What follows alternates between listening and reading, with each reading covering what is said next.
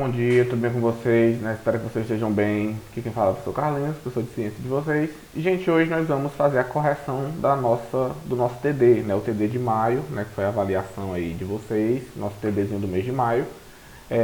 Eu trouxe ele aqui pra gente corrigir, né? Dar o gabarito para vocês, comentar, até para vocês também já saberem como foi que vocês foram e também para deixar o conteúdo ok, né? Pra gente finalizar o conteúdo corrigindo o TD, tá bom? Então vamos lá. Primeira questão é o seguinte, lembrando que nosso TD todo foi sobre o sistema sensorial, tá? Quando se menciona a cor dos olhos de uma pessoa, está se fazendo referência à coloração da estrutura do globo ocular, chamada de pupila, cristalino, córnea, íris ou globo ciliar. Gente, nós sabemos que quando a gente fala da cor dos olhos, nós estamos nos referindo à íris, né? A íris é a estrutura que é popularmente chamada de cor dos olhos, tá bom? Então nós estamos fazendo referência à íris, tá certo? 2. Então, gabarito aqui, letra D. Tá? Deixa eu até deixar marcadinho aqui. Esse foi o nosso gabarito. Então, acertou aí quem marcou a letra D. 2. O olho é a estrutura responsável por receber o estímulo luminoso e, consequentemente, garantir a nossa visão. A camada responsável por captar os estímulos é chamada de retina, e nela são encontrados dois tipos de receptores. Quais são eles? Então, vamos lá, pessoal. A gente estudou, né, que o nosso olho, lá na parte mais interna do olho, nós temos a última camada, que é a retina. Né? Nós temos a esclera, né, e nós temos a retina. A retina, né, lá na retina, que é onde a luz vai ser captada, nós temos os nossos fotorreceptores. Quais são os nossos fotorreceptores? Vamos lá, letra A, quimiorreceptores e mecanorreceptores? Não. Primeiro que as células que captam as luzes, né, a luz, são chamadas de fotorreceptores. Então já está fora a letra A. Cones e bastonetes? Sim, esse é o nosso gabarito, né? As nossas células que detectam as cores, a luz, é os cones e os bastonetes. Lembrando que os cones conseguem diferenciar a cor e os bastonetes não, mas ambas as células captam a luz, tá? Cóclea e ponto cego não. Ponto cego tem a ver com o olho, tem, mas não é a célula que capta a luz. E a cóclea nem faz parte do sentido da visão, a cóclea faz parte do ouvido, tá? Pupila e íris, não. A íris é os músculos que sustentam, né, o cristalino.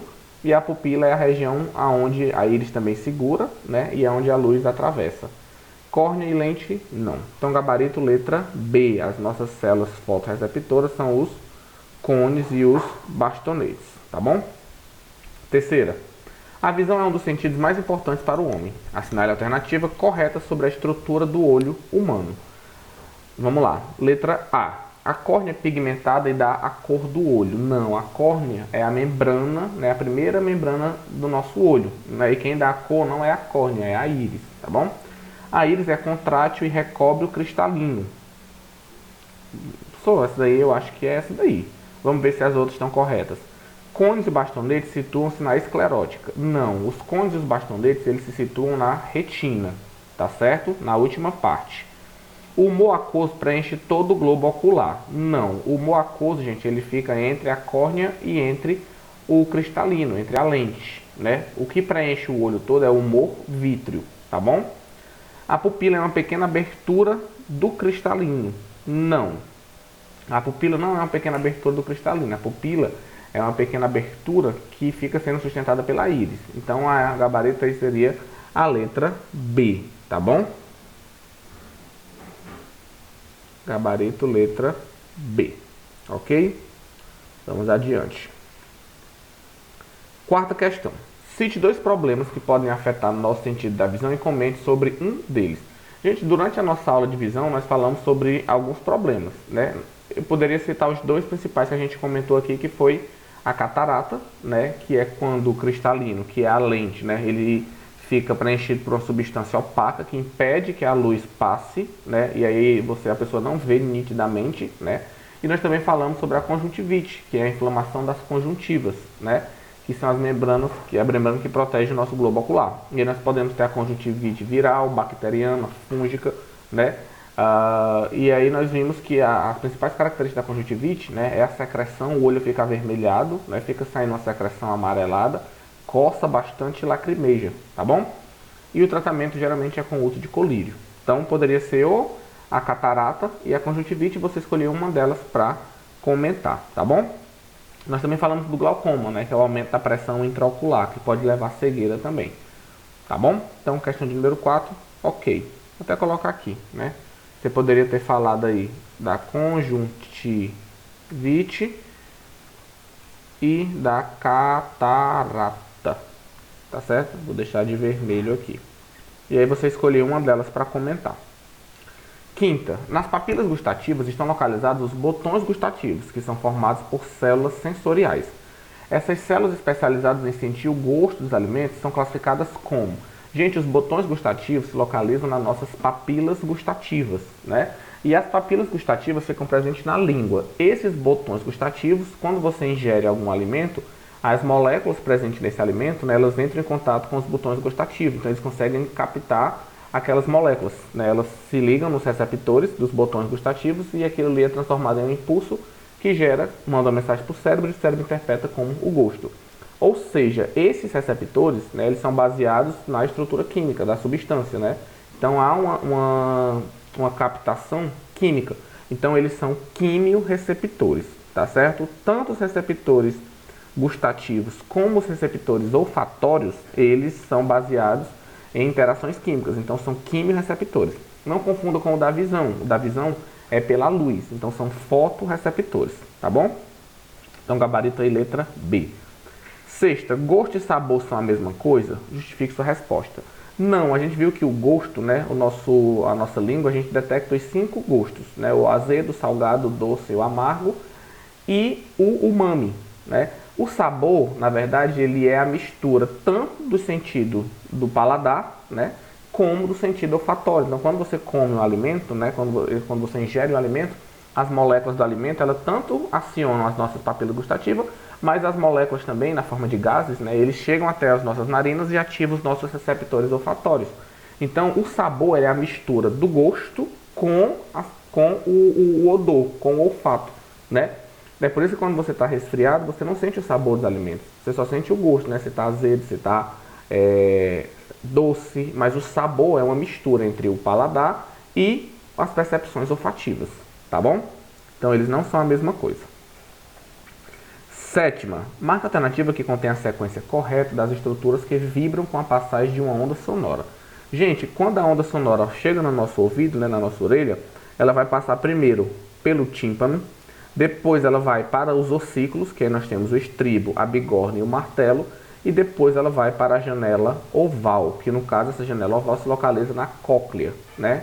Então o tímpano fica na orelha externa, o estribo, a bigorna e o martelo são os ossículos da orelha média, e a janela oval, que é a cóclea, se localiza na orelha interna, no ouvido interno, tá bom? Não poderia ser a letra B, porque o martelo não vem primeiro é o estribo, depois a bigorna, depois é que é o martelo, tá? E gabarito mesmo seria a letra A. Tímpano, estribo, bigorna, martelo e janela oval. Que a janela oval fica na cóclea, tá? Então vamos lá.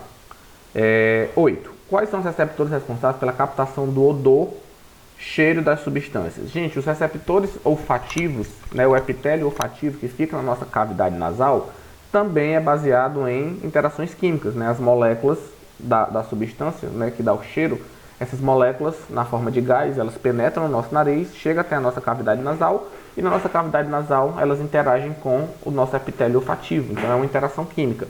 Então eles também são quimiorreceptores, tá? Receptores. Assim como os receptores do paladar, né? Os botões gustatórios também são quimiorreceptores. Quimiorreceptores. Bom? Nona, cite 3 receptores presentes na nossa pele. Nós vimos, gente, que a função do tato, né, a pele, a sensação do tato, a textura, a pressão, o calor, o frio, essas sensações a gente consegue saber pelo tato. E o tato, né, você tem vários receptores espalhados por toda a nossa pele. A pele é o maior órgão do corpo humano.